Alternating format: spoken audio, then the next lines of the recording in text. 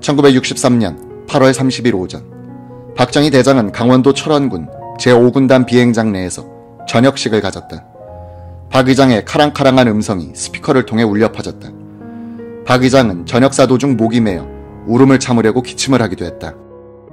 지난날 수십만 전우들의 선열로서 결의를 지켜온 조국의 전선, 초연은 사라지고 오늘은 초목에 쌓인 채 원한에 넋이 잠들은 사냐.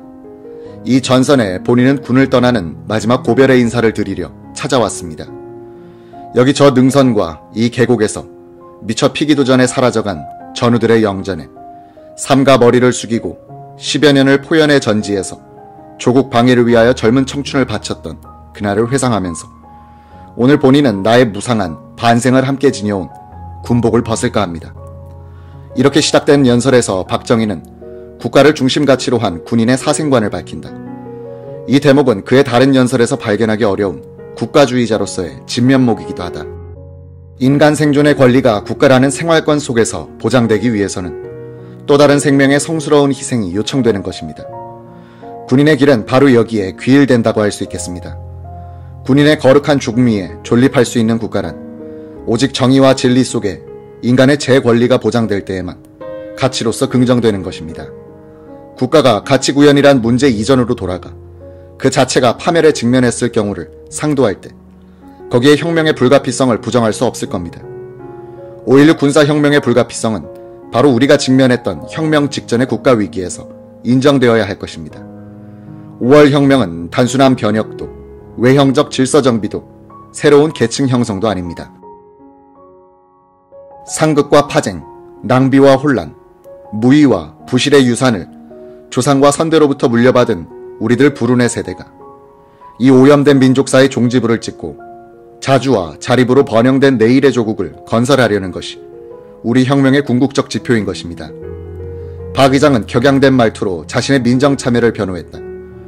본인은 군사혁명을 일으킨 한 책임자로서 이 중대한 시기에 처하여 일으킨 혁명의 결말을 맺어야 할 역사적 책임을 통감하면서 2년에 걸친 군사혁명의 종지부를 찍고 혁명의 악순환이 없는 조국 재건을 위하여 항구적 국민혁명의 대우, 제3공화국의 민정에 참여할 것을 결심하였습니다. 연설의 마지막에 박정희 의장은 그의 역대 연설 중 가장 유명하게 되는 말을 남긴다. 오늘 병영을 물러가는 이 군인을 키워주신 선배, 전우 여러분, 그리고 군사혁명의 2년 동안 혁명하라는 불편 속에서도 참고 편달해주신 국민 여러분께 감사드리며 다음에 한 구절로서 저녁의 인사를 대신할까 합니다. 다시는 이 나라에 본인과 같은 불운한 군인이 없도록 합시다. 이날 박 의장은 서울역 앞 공화당사를 방문하여 입당 수속을 끝냈다. 그는 굳은 표정이었고 말이 없었다. 1963년 7월 16일자 조선일보 일면에 종교인 함석헌의 기고문이 3천만의 울음으로 부르짖는다는 제목으로 실렸다.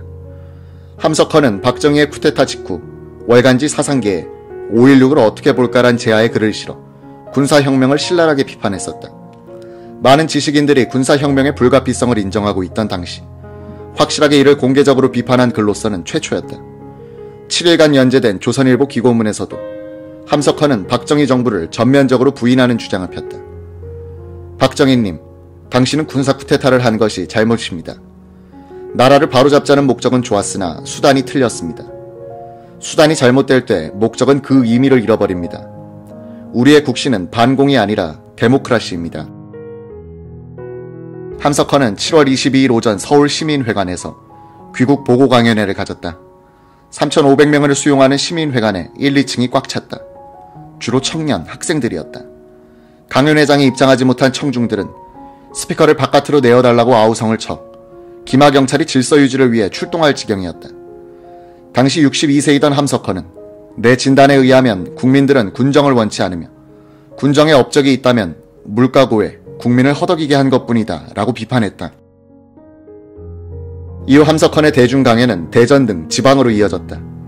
그는 군인은 군복을 벗고 3년이 지나야 사람이 된다.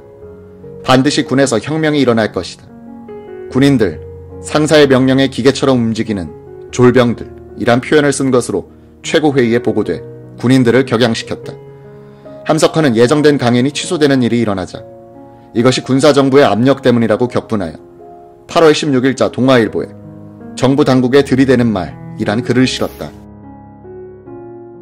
문논이 정부 당국 여러분, 낡은 정치의 부패와 무능을 한번 쓸어버리고 경제 부흥을 첫째로 하겠다고 했고, 약속의 2년이 다 지난 오늘은 그 기다렸다던 참신하고 양심적인 정치가는 바로 다른 사람이 아닌 이 나라고 해서 뗏놀러 앉아 정권을 쥐려고 하는 여러분, 당신들은 이 나라를 어떤 나라로 알며 이 민중을 무엇으로 아나? 말 못하는 민중이라 업신여기지 마. 어리석어 그러는 것이 아니다. 착해서 그러는 것이지 무지해서 그러는 것이 아니다. 도리가 우리 속에 있어 그러는 거지 겁나서 가만히 있는 것이 아니다.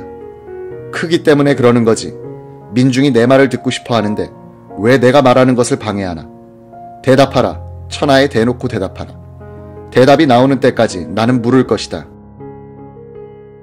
박정희의 대리인으로서 함석헌에 대한 반격에 나선 것은 5.16 혁명기록의 사원 이낙선 중령이었다. 최고회의 공보비서이던 그는 8월 22일부터 3일간 동아일보에 들이대는 말에 갖다 바치는 말씀이란 제아의 글을 실었다. 그때 이낙선의 나이는 36세, 60대 민간 지식인과 30대 젊은 장교의 대결이었다. 이 논전은 군과 민, 구세대와 신세대, 서구적 민주주의와 민족적 민주주의의 대결로 의미가 부여되는 제5대 대통령 선거의 전초전이기도 했다. 선생님은 박의장이고 공무원이고 군인이고 지성인이고 닥치는 대로 입에 담지 못할 욕설을 퍼부어 놓고 언론 자유도 그 외에 온갖 자유도 없다니 도대체 어쩌자는 겁니까? 작년과 금년의 재해로 정부나 국민들이 온통 야단인데 선생님은 어디서 온 이방인이기에 초연히 앉아 불난집에 부채질만 하십니까? 지금 우리가 가난을 면하기 위하여 걷고 있을 겨를이 없어 세찬 다름박질을 하는 통에 얼마쯤에 무리가 뒤따랐던 것도 사실입니다. 혁명정부는 어리석게도 국민을 편안히 쉬지 못하도록 했습니다. 논길을 넓혀라. 부엌을 개량하라. 호mit자루를 길게 하라. 리어카를 이용하라. 돼지를 길러라. 가을가리를 하라. 퇴비를 많이 만들어라. 자동차는 고, 스톱을 지켜라. 양담배를 피지 말라. 깡패를 잡아라고 했습니다. 그래서 요 다음에 표 찍을 때 보자고 하는 말도 들었습니다. 5.16은 결코 인기를 얻기 위한 것이 아니었습니다. 이낙선은 군대가 민주주의와 동떨어진 존재라는 주장에 대해서 이렇게 반론하면서 군사문화의 논리를 당당하게 내세우고 있다. 선생님은 군에서 부정선거에 한거한 일, 정군운동, 소위 하극상 사건이 왜 일어났는지 알 까닭이 없습니다. 선생님이 해박한 지식을 과시할 때 우리는 주견 있는 총명으로 답할 겁니다. 선생님이 뇌조직의 발달을 뽐내신다면 우리는 건전한 심신으로 맞세우겠습니다. 선생님이 개인적 재간으로 덤비신다면 우리는 단체적 협동력으로서 막을 겁니다. 만일 오랜 경험을 앞세운다면 우리는 오히려 짧은 기간 내에 고도로 훈련되고 조직화되고 숙련되고 기계적인 행정 역량으로 반발할 것이고, 선생님이 그럴듯한 종교적인 계시, 임기응변의 잔꾀로 견주신다면 우리는 언제나 생각하고 평가하고 다시 숙고하여 결론짓는 반복이 주는 주도한 계획성으로 대할 겁니다. 그리고 선생님이 즐겨 돌리시는 혓바닥 운동이나 자랑으로 하시는 광필에 대해서는 차라리 묵묵한 실천으로 답하렵니다.